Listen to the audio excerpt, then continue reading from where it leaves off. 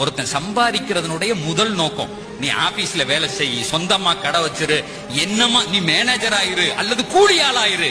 முதல் நோக்கம் சம்பாதிப்பதற்கு உங்கள் குழந்தைகளுக்கு நீங்கள் சொல்லிக் கொடுங்கள்.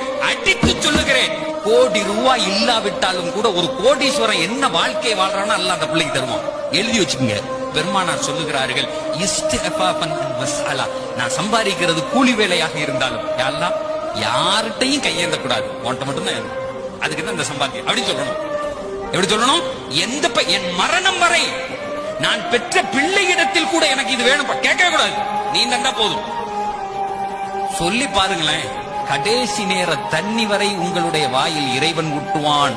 நல்லா ஒண்ணு புரிஞ்சுக்குங்க, நீங்க வச்சிருக்க காசுகளும் படிப்பையும் கொண்டு இந்த உலகத்துல வாழ முடியாது. அல்லாஹ் நாடணும். கோடி ரூபாய் இருக்கவன் கூட ஏதாவது ஒரு நோயில இழுத்து பட்டு செத்து போறான். அந்த பணம் பயன்படவே பயன்படாது, அந்த அறிவு பயன்படவே பயன்படாது.